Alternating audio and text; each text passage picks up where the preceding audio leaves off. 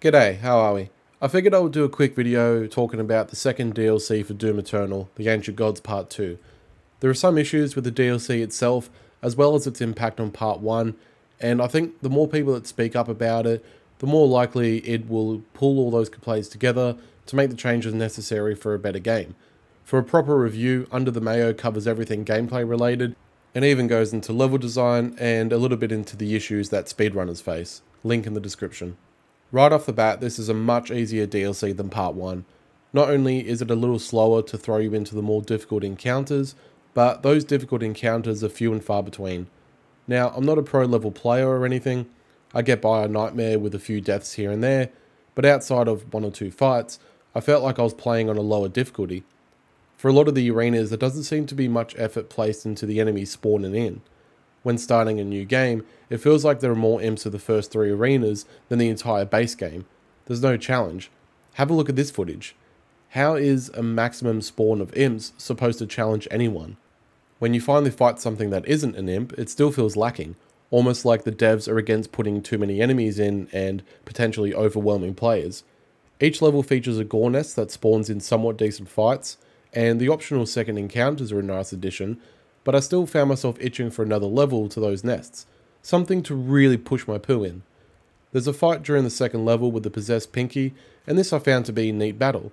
The room you're in is cramped, and I enjoyed having to try and freeze it in place with a microwave beam, and having to dash behind it to get off as much damage as possible. The second arena of the same level features a fun fight where Barons, Dreadknights, and Tyrants all spawn in, but it's just one fight. There is a significant gap until the next Bloodbath, which is a stark contrast to what the Ancient Gods Part 1 gave us. Which is a nice segue into the new changes. The Ancient Gods Part 1, or TAG, has been nerfed. Enemies have been completely removed from encounters. DoomGuyBot has a couple of videos on this that I will link in the description. But not only have enemies been removed, they've been nerfed too.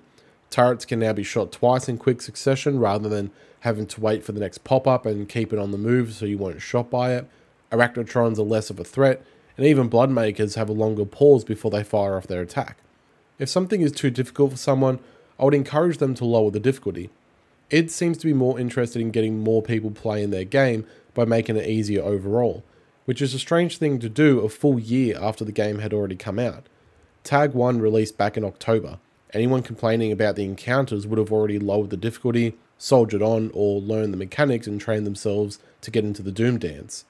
If you're going to make the content easier, at least leave Nightmare untouched. A lot of people loved the gauntlet that Part 1 offered.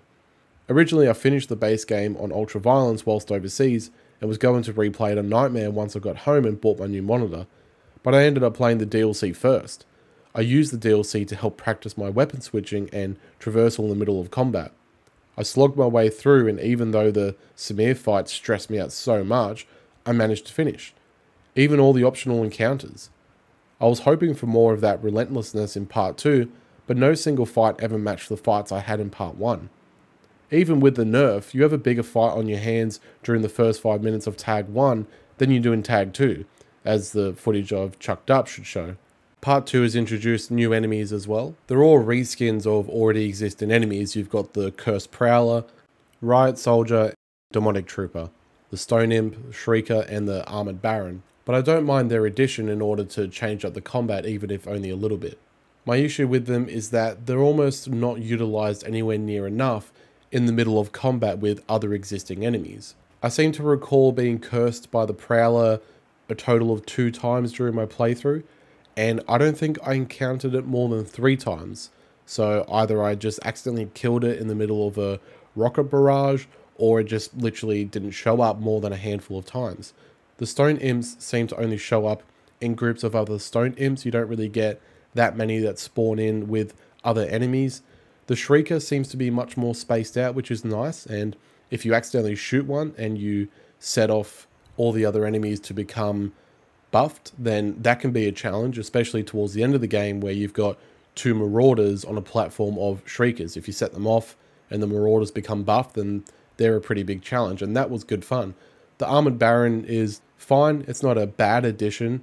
If you're not going to wear his armor down with the plasma rifle, for example, then you are required to have his attention by quickscoping his green flash to blow up his armor, and then just focus down as much damage as you can before the armor comes back up. And I like having to pick my moments with him. I find that to be quite fun. The Demonic Trooper just feels largely pointless. They die in a single shot from any weapon. They give ammo when you kill them, which is kind of cool, but it's not really necessary given that you get ammo from all sorts of other means anyway. And the Riot Soldier is just pretty pathetic, even on Nightmare. You are rarely going to be hit by them. Their accuracy is fucking awful. They don't seem to try to charge you or even stay away. Wherever they are, they'll just kind of sit in the one spot, and you just simply get a rocket or grenade behind them and they die instantly. They're just not a challenge at all. They should be much more of a heavy focus. They should be able to pin you down in a location and make you really think about poking your head out and try to make you quicker on your toes to either get behind them or get behind cover like they were in the original Doom games. So those two are pretty disappointing. Before I go over the Dark Lord fight, I want to quickly talk about the hammer.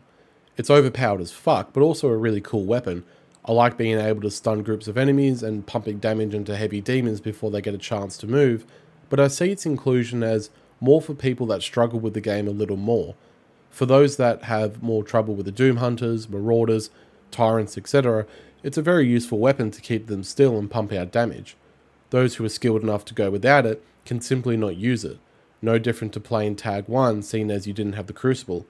So I don't think criticizing its inclusion or the fact that you have the option to one-cycle Marauder is constructive when looking at other issues that need fixing. Okay, the Dark Lord fight. Hugo claimed this was going to be the best boss fight the team had designed. You will face the Dark Lord. That's for sure. Okay. It will be the best boss fight we've ever made, for sure. Shit. Okay. Yeah, we've been hammering on this thing for a while. It essentially is a worse Marauder fight with a bigger health bar. You can't get off any splash damage with rockets or grenades. The only damage he will take is when you stun him during his green flash, at which point you hammer him, weapon switch him to about 30% health, and repeat over and over. Even if you decided to not use the hammer, the fight doesn't become harder, just more tedious as you'll be spending more time doing this boring dance. If you get hit by him or shoot him during his non-flash attacks, he'll heal himself pretty significantly. Otherwise, the only thing you have to worry about is using the fodder enemies around the outside of the arena for armor, health, or ammo. Use the dogs to recharge your hammer if you haven't glory killed any of the fodder enemies. And towards the end of the fight, he'll start spawning in ghosts of heavy and super heavy demons, which are pretty easy to take out. You just use a few rockets and that's enough to kill them, or just use the hammer if you manage to stun the Dark Lord during his green flash. Overall, the fight is just not that engaging once you figured out the pattern. Knowing the pattern to any boss fight will always make it feel easier, but due to the restrictive design and lack of options in how you fight him, it's just not fun. Replaying bosses in the Dark Souls games is fun, even if I've fought some of them 3 to 6 times beforehand. Replaying this boss fight does not interest me anywhere near as much.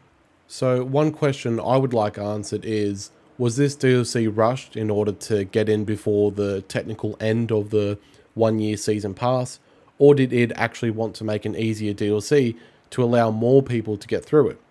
Hopefully we hear about potential changes soon, but otherwise we have mods to improve the experience for those wanting more. Like I said though, Under the Mayo goes into the DLC a lot more, and there are plenty of other people also talking about the issues. I just figured it would help to get another voice out, even if it's likely to not be heard. Until the next video, have a good one.